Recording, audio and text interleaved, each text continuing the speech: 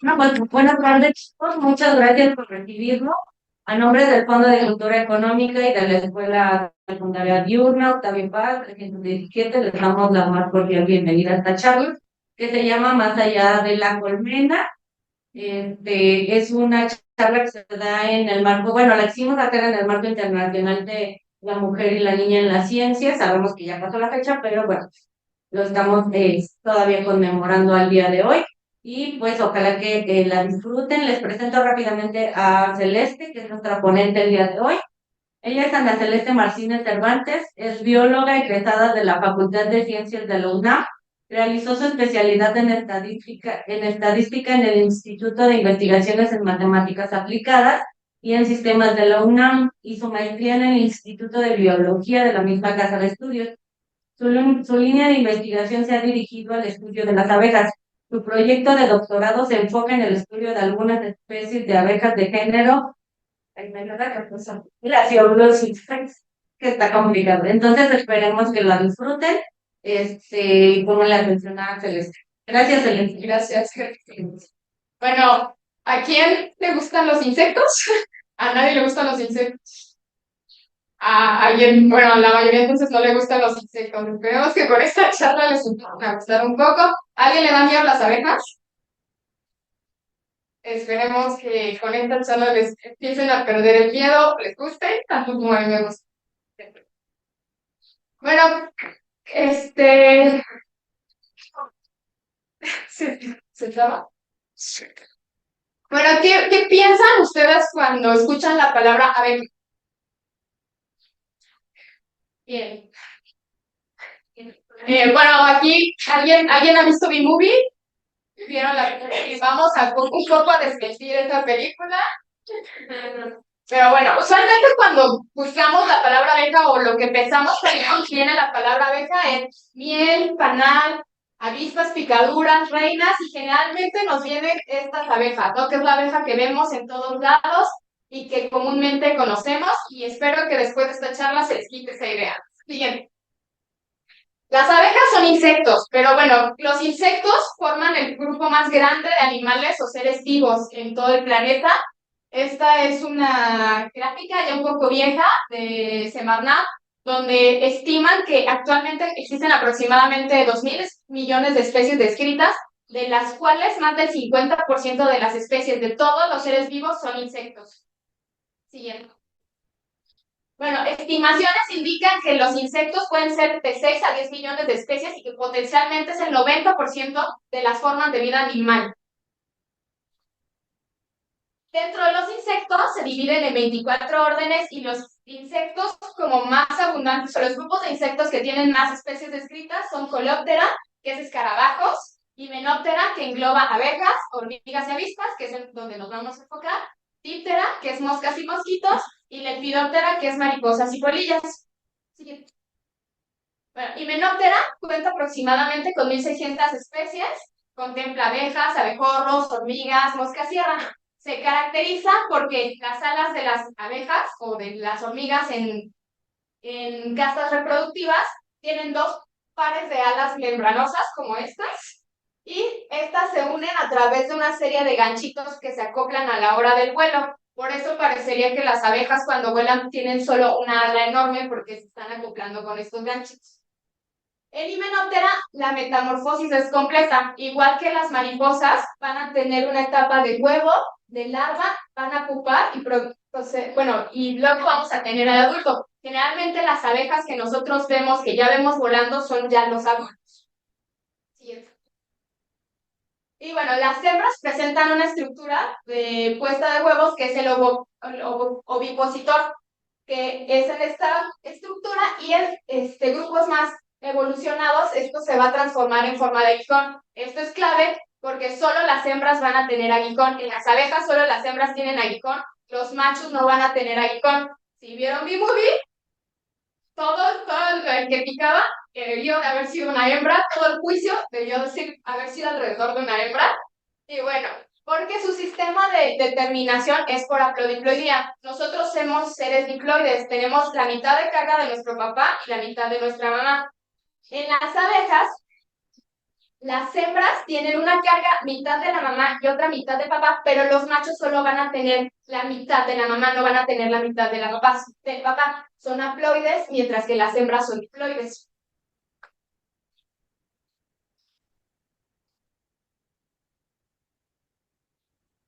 Bueno, enfocándonos a abejas, las abejas miden desde 2 milímetros hasta 4 centímetros. La abeja más grande no se encuentra aquí, se encuentra en Madagascar, que es Megachile Pluto, y esta es una abeja que está con, bueno, la abeja más grande comparada con la abeja de la miel, que es la que todos conocemos. Tienen variedad de estilos de vida, no todas hacen miel, que vamos a ver más adelante. Ahí anidan en diferentes sitios, anidan en madera, anidan en el suelo, anidan en colmenas. Siguiente, por favor. Y bueno, el polen es su principal fuente de proteína. Ellas se alimentan principalmente del polen, aunque también se pueden alimentar de néctar, que más adelante lo vamos a ver. Y en alguna parte de su cuerpo van a presentar sedas o pelos ramificados o plumosos. Además de que el aguijón, aunque el aguijón va a ver, los machos no van a tener aguijón, y hay un grupo de abejas que no tienen aguijón, que se les llama abejas sin aguijón o meliponinos, que también hacen miel, pero eso puedes agarrar a las hembras y no te van a hacer nada, no te van a... En el mundo existen aproximadamente 20.000 especies de abejas divididas en 7 familias. Esta familia solo se encuentra restringida a Australia, mientras que las otras familias se distribuyen en todo el mundo. En México se encuentran aproximadamente 2.000 especies de abejas divididas en 6 familias y 153 géneros. Y como podemos ver, hay una infinidad de colores y formas. De hecho, más adelante traje una caja con abejas y quiero pasar a verlas. Pero tenemos abejas de todos los colores. Tenemos abejas verdes, abejas azules, amarillas, combinación de colores. En la caja sí se pueden ver más de estas diferencias de tamaño, ¿no? Que ahorita más adelante pueden pasar. Y bueno, esto es una idea de las familias que se encuentran en México. Tenemos la familia Apide, que es la familia más diversa, y donde tenemos a las abejas de la miel, abejas carpinteras, abejorros y abejas de las orquídeas. Tenemos a la familia Megachilidae, que estas se les conoce como portadoras de hojas o albañiles. En estos casos tenemos algunas especies que van a perforar hojitas de árboles o plantas, y esas hojitas van a utilizarlas para recubrir sus nidos. Por eso se les conoce como portadoras de hojas, y otras van a ir por barro y van a construir sus nidos de barro. Tenemos la familia Melitidae, que esta solo está restringida en África y a la zona templada del hemisferio norte, y en esta se les conoce como abejas colectoras de aceite o melítidos. Esta de hecho no se encuentra en México, desde África, pero lo que podemos ver aquí, estos son sus patas enormes que tienen. Está muy bonito. Bueno, espero que les guste tanto como a mí, que se les haga bonito tanto como a mí. Tenemos la familia líquida, que también es conocida como abejas de sudor. Ellas anidan la mayoría en el suelo y ellas presentan un comportamiento solitario o pueden vivir en colonias o bueno, ser sociales.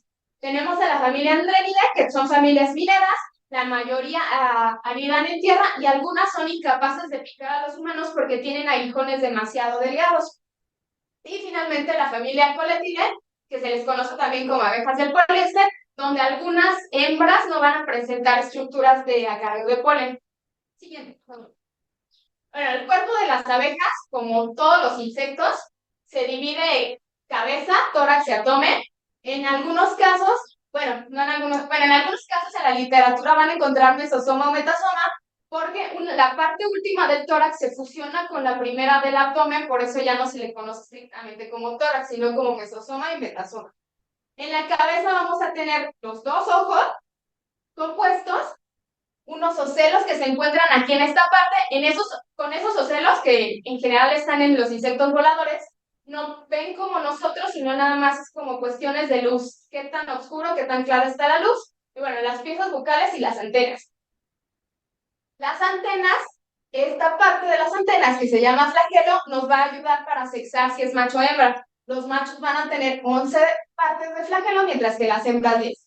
Y bueno, en el mesosoma o en el tórax van a tener las 6 patas y las alas, ¿no? Las 4 alas membranosas con su sándwich que las sirve para que se junten, mientras que en el metosoma y el abdomen solo vamos a tener aguijón en las hembras que tienen aguijón y los machos no van a tener. Todo esto va a estar sostenido por un exoesqueleto principalmente hecho de quitina. A diferencia de nosotros que tenemos un esqueleto interno, en los insectos es el esqueleto externo. Entonces, lo que nosotros vemos de los insectos, estamos viendo el esqueleto, todos sus órganos están dentro. Todos los insectos que dan adultos es un esqueleto y de hecho por eso se conservan o de alguna manera por eso no se destruyen, a menos de que lleguen otros parásitos, pero porque lo que vemos es el esqueleto. Si vieron mi movie, voy a citar mucho eMovie, espero que no haya demanda de copyright. Pero en eMovie, quien polinizaba a los polinizadores eran los machos, ¿no? Pero en abejas no, eso no pasa. Las que polinizan principalmente son las hembras. Las abejas van por el polen para hacer una bolita del polen, dejarlo junto con el huevo, que la que pone el huevo es la hembra. Entonces los machos no van a polinizar, solo las hembras. Solo hay un caso donde polinizan los machos, que lo vamos a ver más adelante. Pero las hembras van a tener estructuras de acarreo de polen. En algunos casos van a tener la última pata aplanada como si fuera cuchara, que se le va a llamar currícula. Esto es principalmente en las abejas de la miel, los abejorros. Y en otros casos va a ser escopa, que es una parte que está llena de pelos, que es con lo que van a agarrar el polen. En la familia Megachilidae, la escopa va a estar en el abdomen, o en la parte ventral del abdomen, en la panza, y aquí van a recoger el polen. Mientras que en otras abejas, la escopa va a ser la pata de hasta atrás súper llena de pelos, que es con lo que van a agarrar el polen. Ya después, con las patas delanteras, se van a limpiar para formar la bolita, posteriormente dejarla en el nido.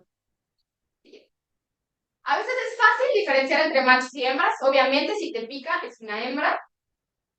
Pero hay abejas que es fácil la determinación de machos y hembras. En el caso, bueno, la aguijón es hembra, si no tiene aguijón es macho. Hay unas abejas, principalmente el género Ceratina, que estas abejas anidan en tallitos, son abejas muy chiquitas, donde vamos a tener esto que se llama máscara facial, donde los machos van a presentar la T invertida, mientras que solo las hembras una manchita. Las antenas en abejas, bueno, en insectos, no tienen nariz como tal, entonces ellos vuelan a través de las sedas o a través de las antenas. Por lo general, los machos van a tener las antenas más largas para detectar a las hembras. Entonces, los machos van a tener las antenas más largas, mientras que las hembras van a tener las antenas cortas. Y en algunos grupos, principalmente en este que es de Gilocopa, vamos a tener que las hembras son negras, mientras que los machos son amarillos. En algunos casos en abejas se han presentado cuestiones de ginandromorfismo. El ginandromorfismo es que en el desarrollo algo pasó mal y van a presentar como ciertas partes del cuerpo como macho y ciertas partes del cuerpo como hembra. En este caso, esta abeja no se nota muy bien aquí, pero tiene aguijón y la cabeza de un macho. Esta, que es una abeja de estas, tiene la mitad amarilla y la mitad negra porque la mitad de acá salió como con morfología de macho, mientras que acá salió con morfología de hembra. Este efecto se presenta también en mariposas, que en mariposas usualmente los más coloridos son los machos. Entonces aquí tenemos la mitad macho y la mitad hembra en escarabajos y en algunas aves también se llega a presentar el ginandromorfismo, que es que salga como la mitad gallo y la mitad gallina. Bueno, algo muy común de las abejas es la sociabilidad. Vimos que en mi movie todos vivían como en una colmena y muy felices, pero la mayoría de las abejas son solitarias. De las 20.000 especies de abejas, solo como el 10% presentan algún grado de sociabilidad y esto se divide en altamente eusocial, que es decir, que hay unas castas, hay reinas y obreras y estas se diferencian morfológicamente.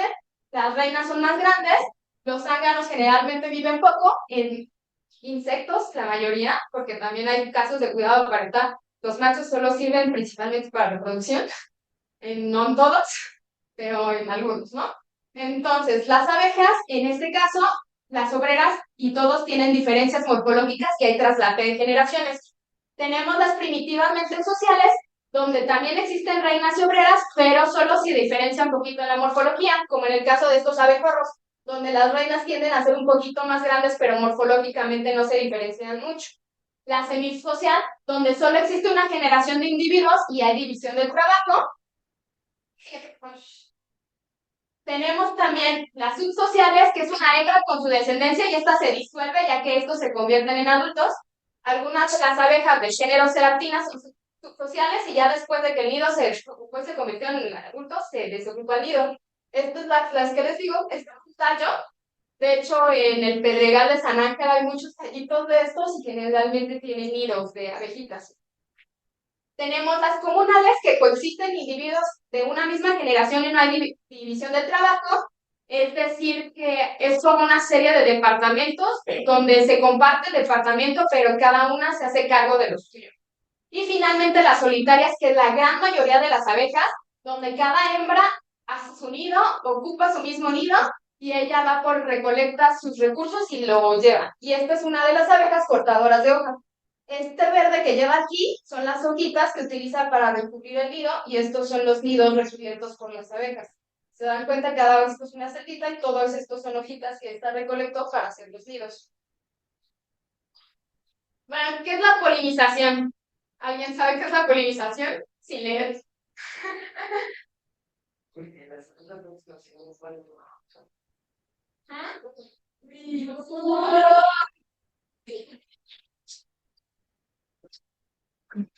Bueno, la polinización es el transporte del polen de la antera de la flor al estigma, ¿no? Y aquí está. Esto puede ser en la misma flor, en diferentes plantas o en la misma planta. La polinización puede ser biótica o abiótica. Biótica cuando es un animal el responsable de hacerla, y abiótica por otros factores como agua o viento. El trigo y los cereales que nosotros consumimos generalmente son polinización. Bueno, generalmente son polinización abiótica, es por el viento el que las poliniza. De hecho, nosotros podemos llegar a ser agentes polinizadores accidentalmente cuando llegamos y tocamos plantas o le tiramos polen o rozamos ciertas plantas y esparcimos polen, podemos llegar a ser nosotros agentes accidentales polinizadores. Esta es una fotografía de cómo está una flor y más o menos cómo la ven las abejas. Ellas detectan, no ven como nosotros, de hecho es muy... Bueno, las abejas casi no llegan a flores rojas, generalmente los colores a los que llegan a las abejas son amarillos, blancos, rosas, morados. Siguiente, por favor. Pero las abejas no llegan a las flores porque quieran polinizarlas o necesiten polinizarlas o les vayan a hacer un favor a la flor, sino las abejas llegan a las flores porque ellas se alimentan de polen y ellas van por el, bueno, las etapas juveniles se alimentan de polen y los adultos de néctar, entonces prácticamente ellos van a las flores por el alimento. El néctar se consume por adultos y algunas larvas, es la principal fuente de carbohidratos, y en abejas sociales, que son muy poquitas, estas se regurgitan en las celdas y es lo que nosotros conocemos como la miel. La miel principalmente es néctar de la flor con algunas enzimas que tiene la abeja en la saliva. Entonces se han visto como vómito de abeja, pues más o menos. Pero muy poquitas abejas son las que hacen miel. Y el polen es la principal fuente de energía de las abejas, su principal fuente de proteína, y bueno, la mayoría de las abejas son las que recolectan el polen y lo van a llevar al nido porque lo van a poner junto con un huevito, que este huevito cuando eclosione se va a alimentar esa larva del polen y ya después para pupar y ser el adulto. Las abejas se pueden separar en dos grupos, las generalistas que llegan a enorme cantidad de flores. Todo el mundo ha visto la abeja de la miel y ha visto que llegan muchas flores, que llega hasta nuestras bebidas y que de ahí agarra azúcares, que llega a los botes de basura. Las abejas generalistas van a muchas plantas, mientras que las especialistas o oligoeléctricas van a solo pocos géneros de plantas o solo una familia de plantas. ¿A alguien le gusta la calabaza? La calabaza es polinizada por una abeja muy específica, que el género es Peponapis. Las calabazas solo se... Bueno, también llega Apis mellifera porque es generalista y llega, pero las flores de la calabaza tienen un polinizador muy específico que es Peponapis, y Peponapis solo llega a flores de la flor de calabaza. Muchas de las plantas requieren polinizadores. De hecho, según datos, 250,000 especies de angiospermas.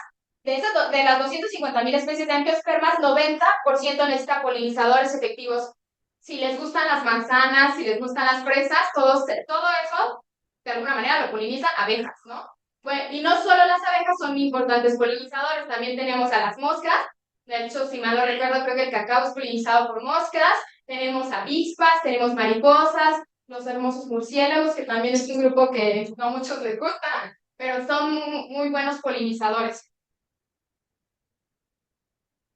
Como vimos, las hembras son las principales encargadas de polinizar, excepto en un caso, en las abejas de las orquídeas, que son abejas verdes, metálicos, muy bonito, pero en su mayoría como esta, donde aquí los machos van a ir por el aroma y van a recolectar el aroma y lo van a guardar en sus patas.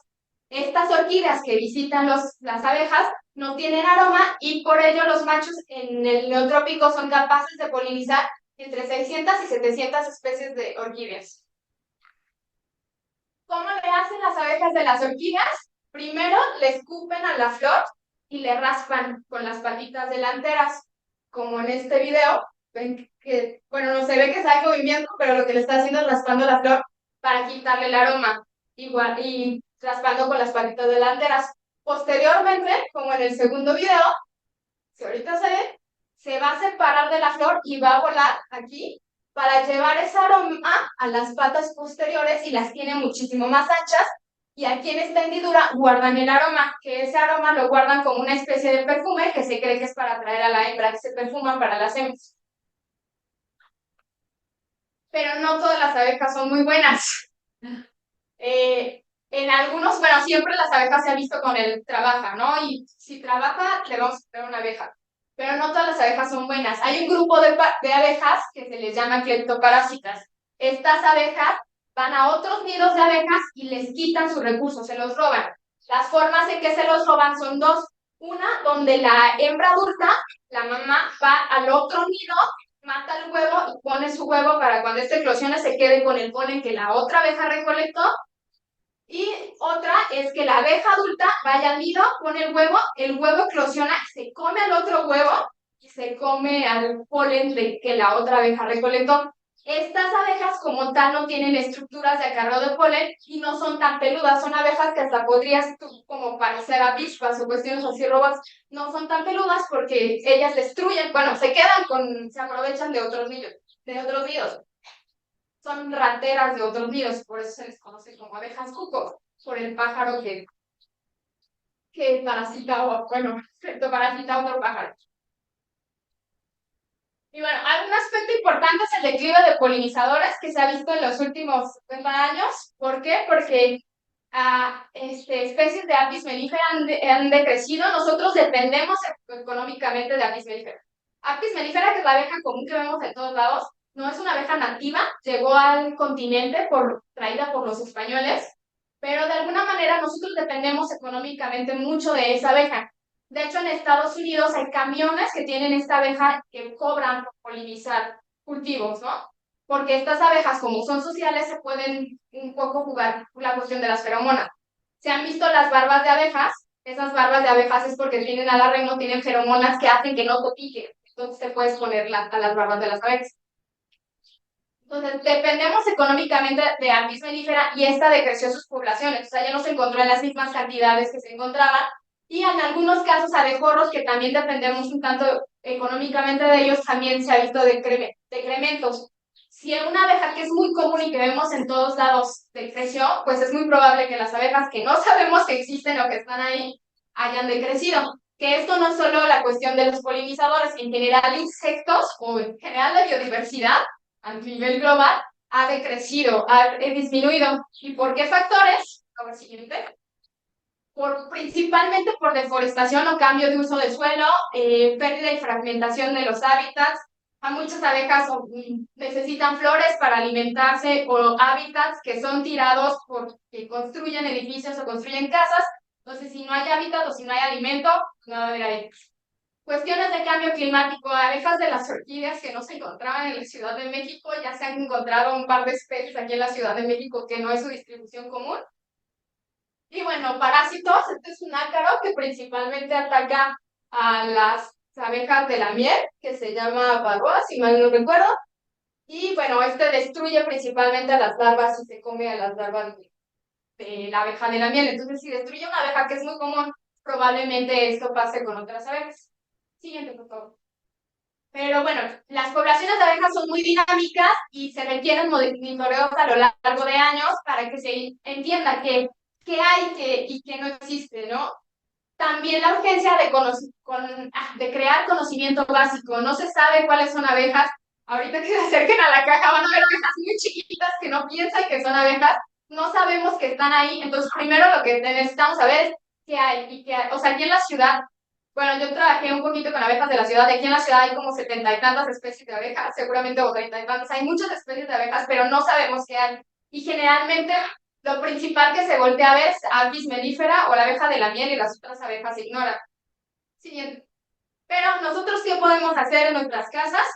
Proporcionar sitios de anidación para abejas, principalmente no sé si han visto los hoteles de polinizadores o los hoteles de insectos, que se basan en maderas con huequitos para las abejas que anidan en la madera, o se pueden dejar espacios de tierra, donde muchas de las abejas anidan en tierra. Plantar jardines de polinizadores con plantas nativas. En la Ciudad de México también hay muchas plantas nativas, tenemos dalias, tenemos un montón de especies de salvias que son nativas. Y con esto, con una planta que nosotros, con una maceta que nosotros tengamos en nuestras casas, llegan abejas. Evitar el uso de pesticidas y proporcionar fuentes de agua y barro libre de pesticidas, principalmente igual para que se alimenten las abejas y el barro para que puedan llegar a construir sus nidos. Y bueno, creo que es todo por mi parte. Gracias por su atención. Si gustan seguirnos en nuestra página de divulgación, en Instagram o en Facebook, que se llama Abejas y Lab. En cualquier duda o cualquier cosa, si quieren ir a ver abejas, si quieren ir a discutir Movie, nos encontramos en el Instituto de Biología de la UNAM.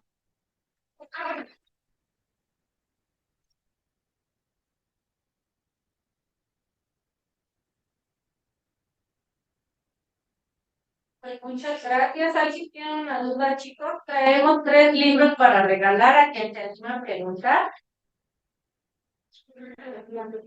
Aprovechen la oferta. Yo lo quiero regalado. ¿Alguien tiene una duda? ¿No les tiene ningún un comentario? Anímense.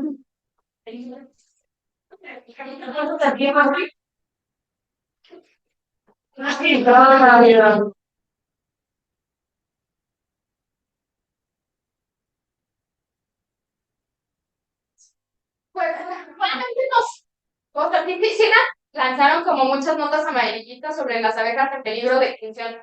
Como tal, no hay una abeja en peligro de extinción. Hay algunos abejones que creo que están protegidos por la NOM, pero principalmente se creyó por Apis mellifera, pero Apis mellifera tiene poblaciones, digo, que han incrementado poblaciones, pero la vemos en todos lados, que es muy difícil que se extinga. Pero si factores están afectando a Apis mellifera para que reduzca sus poblaciones, seguramente a las otras abejas. Pero, en conclusión, no hay una abeja como tal en peligro de extinción.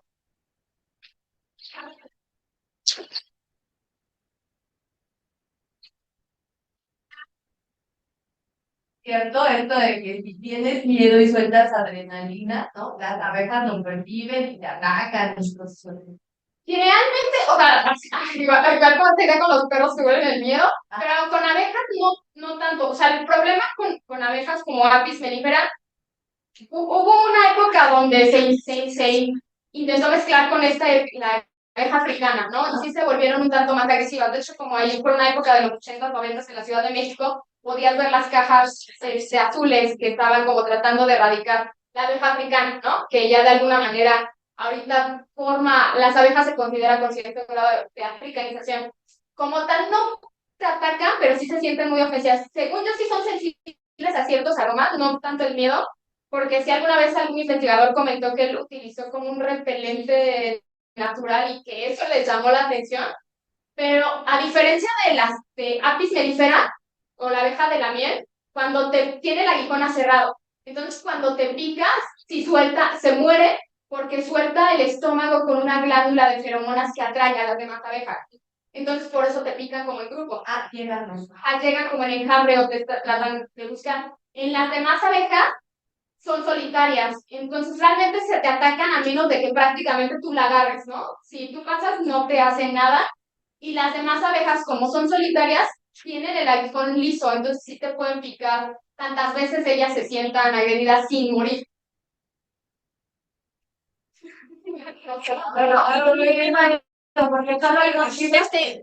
¿Cuál es? Bueno, me habían platicado de que habían varios aguijones venenosos.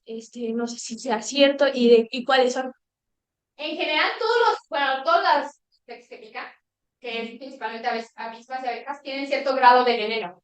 No, obviamente, mientras más grande la abeja, más dolor y más el veneno, pero mucho depende del metabolismo de nosotros o de la reacción alérgica hacia nosotros.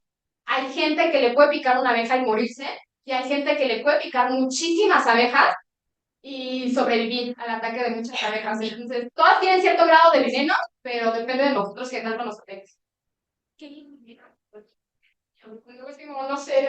Es que yo rato levantando la mano. ¿Cuántas están para equivocar?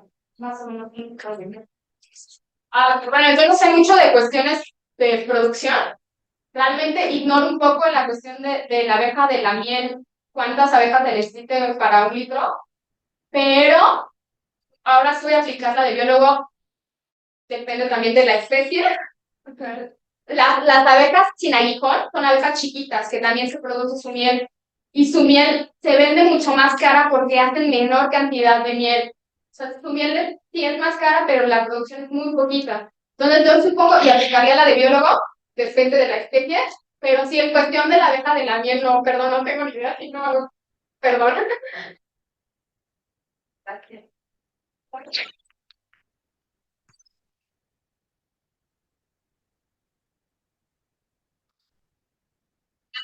Pero aprovechen la de la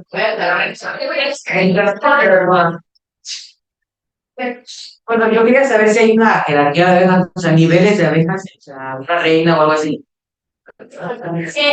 En abejas cotidianas, que es muy poquito, que son muy poquitas, que hay jerarquía. O sea, hay una reina que domina a las demás, ¿no?, abejas, a las obreras y a los ágaros. En abejas primitivamente sociales también hay una reina que a veces suele ser la madre que domina a las hijas.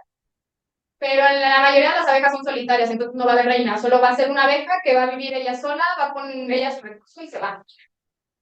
Y en abejas a veces que la madre y la hija se conozcan es, bueno, sí hay en especies, hay sobre traslap de generaciones, pero que la hija y la madre se conozcan casi, no, en las solitarias no van. Y por acá tenemos otro.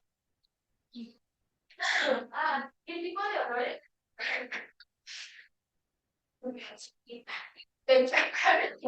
Depende de la especie. Por ejemplo, o sea, en abejas, en las orquídeas, que son las que recolectan el aroma, pueden recolectar aromas de eucaliptos, de aceite de clavo, de madera muerta, de hongos. En algunos casos se ha detectado que DDT, que es un pesticida, se ha detectado que lo tienen en las patas, ¿no? Y si la abeja sin morir. En abejas en general, yo supondría que olores relativamente dulces, pero por ejemplo, para que una abeja llegue a una flor, debe de haber, es multifactorial, depende mucho de los colores, y hace poco me mandaron un video que también es auditivo, el hecho de que las flores emiten ciertos sonidos que atraen a las abejas, pero obviamente son sonidos que nosotros no escuchamos. Celeste, tenemos una,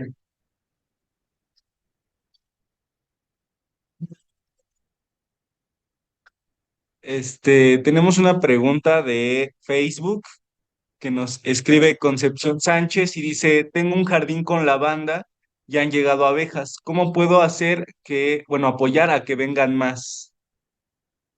Puedes plantar un tipo de planta, bueno, la lavanda es muy bonita, pero la lavanda es una planta nativa, solo que en México, si llegan abejas, si llegan principalmente apis mellifera y si acaso algunos megaquitos, pero se pueden plantar otras especies de plantas. Hay muchas especies de salvia que llegan abejas y también pueden poner, digo, ahorita que está en boga lo de los hoteles de insectos o de polinizadores, pueden agarrar troncos, hacerles hoyitos de diferentes tamaños y ponerlos, y van a llegar abejas anidadas de las que hacen nidos en madera. Entonces igual eso lo puedes como adaptar para ponerlo en un jardín.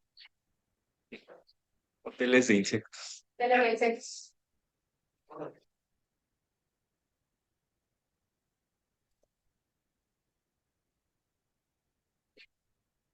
Tenemos nada más otro comentario eh, de Marchela que dice, tampoco es como que las parásitas son tan malas, por algo existen hace muchísimo tiempo. Porque nada más dices malas, ya que ya que las pueden querer matar. A mí me encanta ver las Geolioxis Tripeolus. Ajá.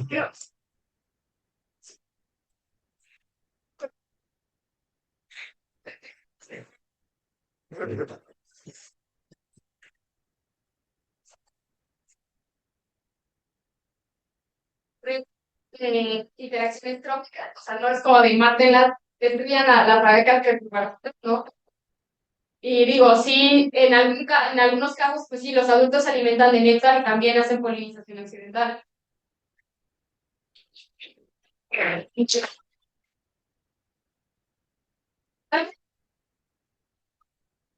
¿Tienen comentarios? ¿Les gustó la charla? ¿Se durmieron? ¿Sí ya platicaron? Hay una pregunta de Zoom de Joana. ¿Los sitios de anidación para abejas y para y para polinizadores afecta a la competencia por los recursos? ¿Cierto?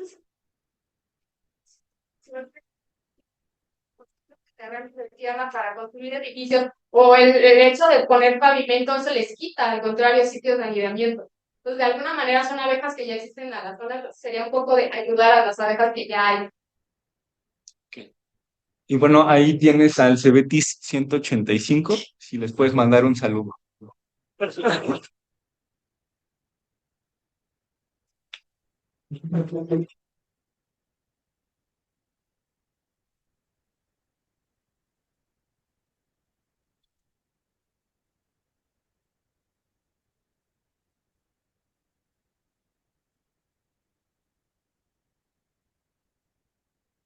Había escuchado, por ejemplo, que las ondas de internet han estaba que ya no podían ubicarse, ya no podían hablar.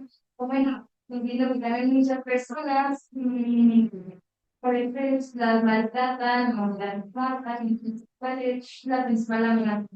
Yo pensaría que la principal amenaza, y no solo las abejas en general, es la fragmentación y el cambio de uso de suelo. Digo, no quiero hacer esto un tema político, pero por ejemplo la cuestión del Tren Maya que quitó muchas cuestiones bueno, que derrumbó mucha parte de selva cuando en México la parte de selva es muy poquita, bueno, tenía mucho y actualmente es muy poquita. Entonces yo siento que de los principales factores es fragmentación y cambio de uso de suelo. Como muchas abejas tienen sitios de anidamiento donde los quitamos, o el hecho de tirar flores, que es el alimento principal de las abejas, yo tendría que principal de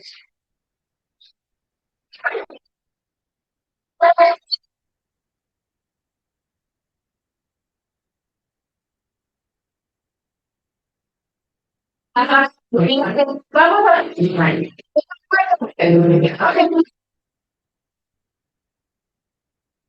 Bueno, agradecemos su asistencia a las personas que se conectaron por medio de nuestras redes sociales y por medio de Zoom.